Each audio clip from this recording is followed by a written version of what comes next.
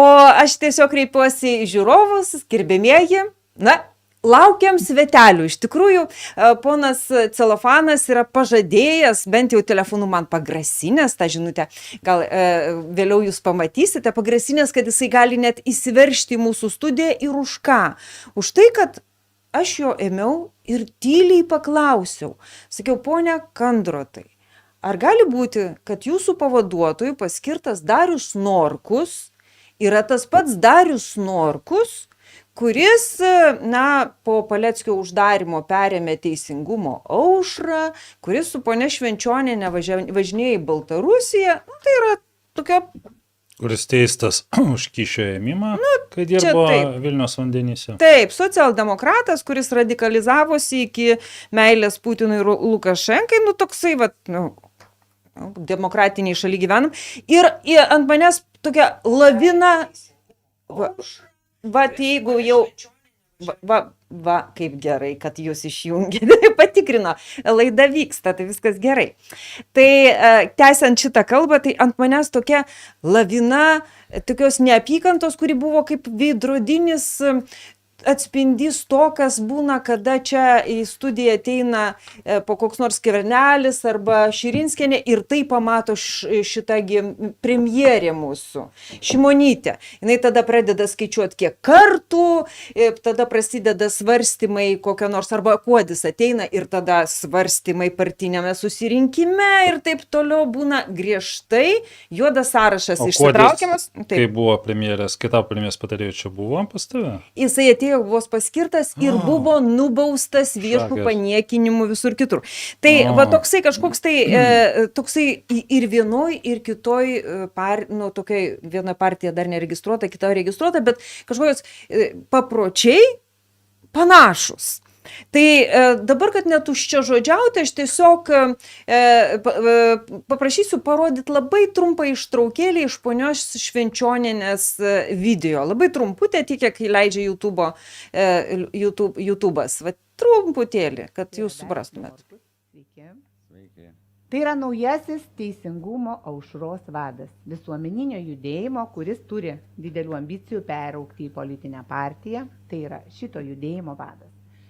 Ir šis žmogus yra tiesiogiai susijęs su mūsų forumu, su mūsų forumo veikla. Šis drąsus žmogus savo poziciją tvirta mus parėmė, buvo mūsų kelionių dalyvė. Na va, toksai trumpas pristatymas, kur tas Darius Norkus yra pristatytas kaip aš ir minėjau, Teisingumo aušra ir čia patikimas visiškai šaltinis, ponia Švenčionienė pristato jį kaip po tokį. Norkus nemeluoja, saulė teka iš Baltarusijos pusės. Taip. Tai viskas tvarkoja, Teisingumo aušra. Bet aš norėčiau mūsų svečio paklausti. Gintautai, jūs man pasakykit, visi parašė per rekordiškai trumpą laiką, staiga atsiranda partija, surengia suvažiavimą, visa žiniasklaida apie tai parašo. Ponas Celofanas kaip liktai tam tikslui iš kalėjimo paleidžiamas, kad jisai, ir jam tai pasiseka. Kaip jūs vertinat šitą visą happeningą tokį? Aš taip gal pasižiūrėti, nes aš atsimenu, tas buvo pirmasis mitingas Kalnų parke, kaip ten tas šeimų maršas, iš tikrųjų žmonės labai šviesiai ir labai taikiai su tokiu noru dalyvauti ir klausimus valdžiai visiškai nepiktai. Ir matyti toks, ir be abejo, kai toks atsiranda kažkoks judėjimas, tikrai pakankamai nuosaikus, tai kad jį sukompromituoti, tada reikia įsriekti tokius visiškus radikalus, absurdistus, nusikaltelius.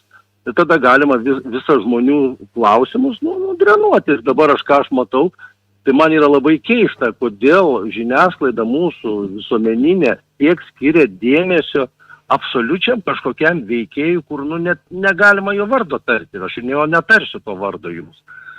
Tai va čia yra klausimas, ar čia nenorima nudrenuoti žmonių energiją arba ir sukompromituoti klausimus. Tai aš manau, tai yra apie tai labiau. Nes jisai iš karto tą visą šeimų sąjūdžio, jūs taikliai pastebėjote, jisai iš karto tą visą šeimų sąjūdžio dienotvarkę perėmė, nors ir pradėjo su ją vaikščioti, perėmė netgi mitingą anksčiau surengė, o tuo metu meras Vilniaus nederino šeimų maršui, šeimų maršui šito mitingo. Ten daug sutapimėlių tokių buvo, bet tas momentas, kad partija liktai perima šitą visą dienotvarkę, tą opozicinę liktai valdžios kritikos dienotvarkę, atsiradusi ir atrodė atsiradusi iš nežinia kur, liktai iš kažkokių tai tokių ponų Vilčinskų persekiojimo ir taip toliau. Bet finale paaiškėja, kad tame yra, tos, kaip ten vadinasi, teisingumo aušros. Ir jeigu dabar pasižiūrėsime dar vieną tokį tiesiog koliažą nuotraukų iš interneto, tai ten galima pamatyti, kad netgi yra perimtas simbolis, ta temidė užsidėta tokia iš teisingumo aušros toksai ir vaizdelis. Bet man įdomu yra kas kita. Kodėl, kaip taip atsitinka, kad, ir žiniasklaida, ta didžioji, va šito nepastebi, tos tiesioginės sąsajos su Paleckiu, klausimų neklausia, tik tai viešina patį šitą dalyką. Jūs suprantate va tokį elgesį? Tai ką, aš ir minėjau, čia diskreditacija klausimų rimtųjų, reiškia, todėl kad kai toks žmogus, kurio net vardą nereikia tarti, yra viešinamas, tai savaime kiti žmonės, kurie tarsi tuos pačius klausimus, jisai perima tuos klausimus ir juos sukompromituoja. Tai galbūt ir yra toks tikslas sukompromituoti normalius, paprastus klausimus demokratiniai visuomeniai, kuri užduoda valdžiai. Vat toks būdas, man atrodo, toks ganėtinai ciniškas, bet mums pažįstamas. Aš dabar noriu kreiptis į savo kolegą Naglį Puteikį ir paklausti jo. O gerai, tai dabar kaip čia įmanoma taip imti per mėnesį sutvarkyti? Ar įmanoma panaudoti tą bazę Paleckio tos aušros tam, kad skubiai atnešti Dobrovolskai produktą? Tai yra partija. Laisvai. Jeigu turi porą tūkstančių adresų žmonių, kurie yra tavo, jauti, kad bendraminčiai, tai tu gali pasiųsti 200 žygūnų arba kartu su jais važiuoti, paskirstęs Lietuvą, pavyzdžiui, po apskritim, tai 10, tai kas čia gaunasi, 20 žmonių Vilniuje pervažiuoja aušros partijos narius ir paima po įgaliojimų parašus. 10 žmonių gali galioti vieną. Tai teoriškai 200 kar 10 2000 ir dar 50 dalyvauja, štai tau 2050 ir tu gali tą partiją įsteigti. Bet jeigu tu neturi duomenų bazės, tada tau reikia jungti kelias organizacijas. Tai Strauskaitės organizacija, mano galva, nėra didelė, ten minė, kad jinai su savo nariais prisijungia. Tai matyt, aš manau, kad tu visiškai čia pirštų į akį pataikiai. Tuo labiau, kad kai man kyla neaiškumų, kaip vertinti reiškinį, aš ieškau apie tą reiškinį, ką rašo pagrindinis Lietuvos valdančiųjų oficiozas LRT. Taip. Ir taip, jokio žurnalistinio tyrimo nėra, ne? Apie tai, kad Norkus teistas, neparašyta. Apie tai, kad jisai buvo Baltarusijoje ir sveikino Lukašenkos valdžią kartu su Švenčioniene, neparašyta.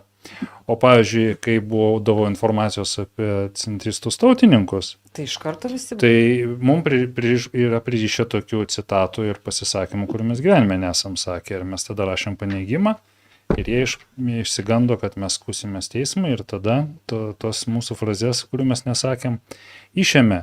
Tai aš matau absoliučius dvigubus standartus. O tai reiškia, kad šitos partijos įsikūrimą, matyt, labai džiaugsmingai sveikina ir Šimonytė, ir LRT, ir gilioji valstybė. Nes visos tokios mažos partijos, kurių yra nemažai ir dar turbūt bus įsteigta, ir dar bus reanimuota, neužmirškim, Šustauskas mirė, dar yra Šustausko Laisvės kovotojų sąjunga, kitų nevardinsiu, čia gal Gintautas teisus, nereikia čia reklamos daug daryti. Bet mes galėsim toliau stebėti tą procesą. Pavyzdžiui, kada mes steigiam partiją, tai Teisingumo ministerija kreipėsi į prokuratūrą generalinė prokuratūra nukreipė Grunskienės prokuratūrai Panevėžį. Ir per 3 metus Lietuvos policija apklausė 2200 žmonių, visus, beveik visus, partijos teigėjus, tie, kurie buvo pasirašę įgaliojimuose.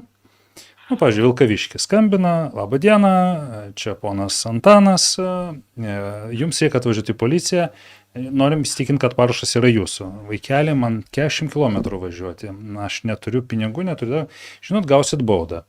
Jo. Taip, ir visi pensininkai, visi dirbantis žmonės Fantastika. iš visos Lietuvos per 3 metus važiavo visi policijos komisariatai buvo įdarbinti. Policijagi neturi rimtų reikalų, ne? Kaip tik vykdėt Panevėžio prokurorės, nežinau kurios, nedrįstu spėti, kad Grunskienės nurodymą. Tai galiu lažintis, kad Celofano partija, jeigu ją remia Deep State'as, jinai bus iš karto registruota. Tai visi dabar laukia, ką pasakys ponia Dobrovolska. O kaip Jūs manot, ką pasakys ponia Dobrovolska? Ar čia galima sieti su tom strategijom, apie kurias dabar valdantieji ten čiaža, užsidarę visose savo ten tose strateginiuose posėdžiuose? Gintautai, aš Jūsų klausiu. Aš nežinau, ką jie ten kalba, žinot, aš norėčiau, kad būtų darbai dirbami. Va tą labai norėčiau, kad tuose uždaruose posėdžiuose būtų kalbama apie darbą ir kuo mažiau apie ką nors kitą. Toks šventas naivus noras, kad vieną kartą gal atsisukim į darbus, nes jau aš neturiu ką pasakyti, noriu verkti. Ir tiek.